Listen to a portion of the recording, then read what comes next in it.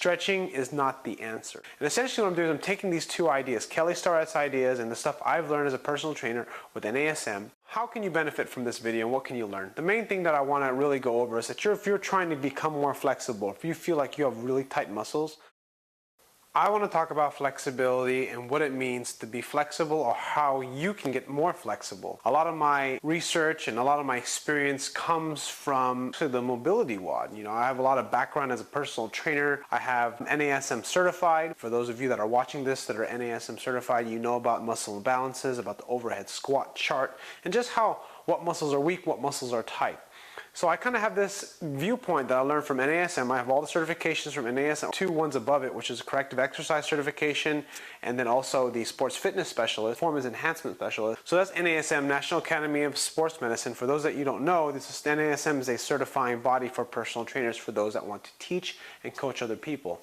And there's the mobility WOD, which essentially comes from, well, popularized by CrossFit, which is Kelly Starrett, physical therapist out of San Francisco. Amazing guy, got great information. And essentially what I'm doing is I'm taking these two ideas, Kelly Starrett's ideas and the stuff I've learned as a personal trainer with NASM, and essentially kind of combining them together. How can you benefit from this video and what can you learn? The main thing that I want to really go over is that if you're trying to become more flexible, if you feel like you have really tight muscles, like tight hamstrings, tight quads, tight shoulders, tight everything, one of the main key concepts that I want you to take away from this is that stretching is not the answer. It's part of the answer.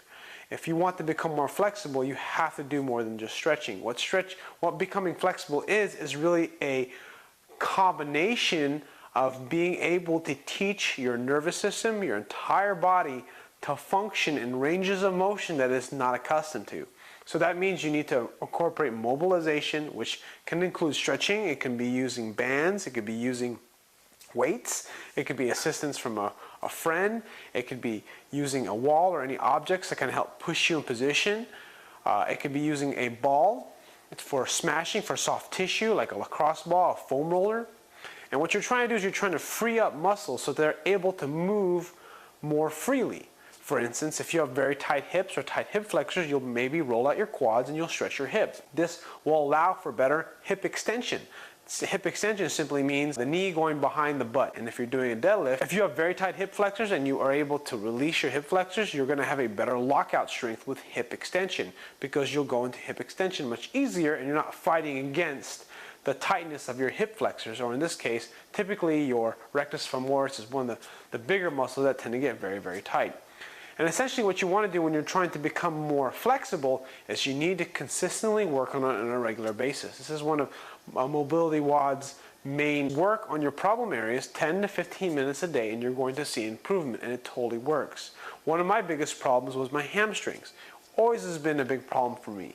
And guess what I did? I worked on my hamstrings. I worked on stretching them. I worked on using the band. I worked on many different things to mobilize my hamstrings, worked on my hips, and I can pull a lot more weight from a much better position. It's probably one of the major reasons why I'm able to pull a lot more weight. And early on, when I just started deadlifting, I was able to make a significant amount of progress relatively fast, was because of being able to mobilize myself in a good position.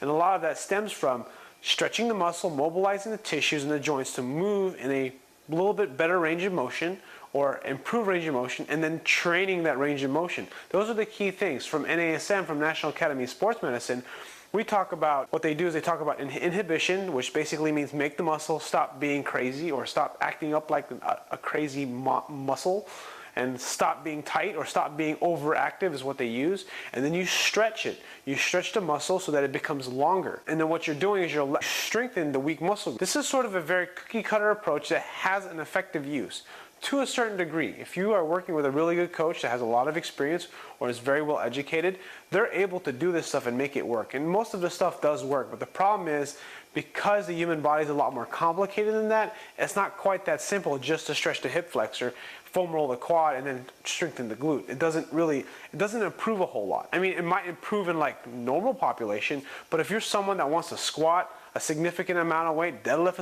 a significant amount of weight, and just really get to that next level for your own fitness, a lot of the NASM stuff works, but the context in which it's presented is not the same and should not be administered in the same exact way as you would for an athlete. Like, for example, a grandma or maybe a desk jockey who basically works out twice a week, maybe 3 days a week, struggles to make it to the gym, just trying to look better, does not necessarily love exercise, but knows he or she needs to do it, the NASM stuff will help them make their life better. It'll improve their abilities. But for someone who's like me, for example, or someone that wants to freaking get really strong and really build themselves up, but really has some real problems with their back and their hips, taking NASM stuff is great, but the mobility WOD stuff is much better. And the thing is that, which is better, mobility WOD or NASM? Essentially, they're the same thing. They're the same exact thing. It's just that you have to be able to see it from a different lens. What Kelly Starrett talks about is kind of this global system. Like if you watch a lot of Kelly Starrett videos and you like his stuff of the mobility WOD, I'll put a link in the description, you'll understand that his viewpoint is that everything works in systems. You need to mobilize the system.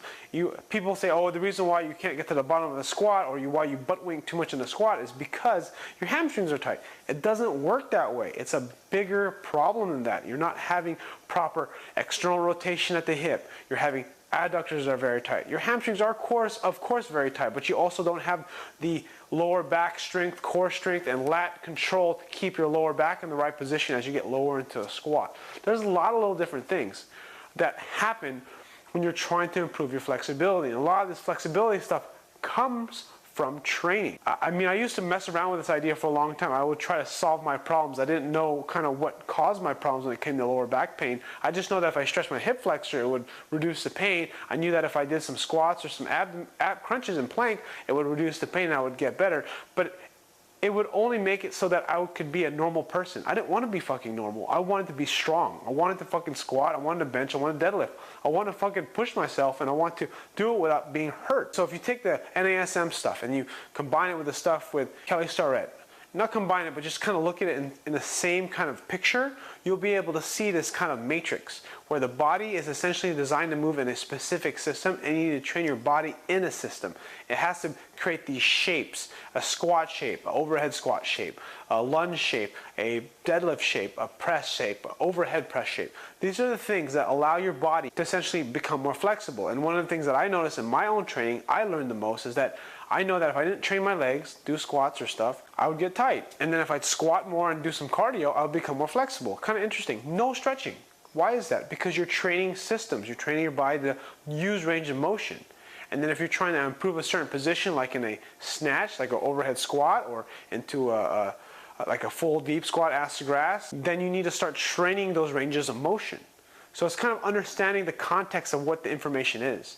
And this is stuff I really love, and I'm a big nerd about just trying to prevent injury and improve performance and minimize pain. Take some of these ideas and just think about it. You want to become more flexible? Stretch the muscle, inhibit the super tight muscle, and then train the range of motion. And then focus on lifting some fucking weight. That's it. You don't have to spend a lot of time. It's just kind of figure out, you do some squats, you find out you're tight in the hip, what do you need to do? Oh, stretch your hip out. Then you fucking squat more. And they say, oh, my calves are tight, my ankles are tight. Let's mobilize our ankles. Let's stretch this foam roll just a little bit. 5 minutes here. Then let's squat, or let's lunge, or let's deadlift, whatever it is. And that's what's gonna improve your flexibility, is being able to scale this thing. The idea is being able to know what you need to fix and then fixing it. Anyways, if you like this video, click like. If you have any comments, please leave a comment below, or any questions that you may have. Like my channel, subscribe to my channel, and thanks for watching.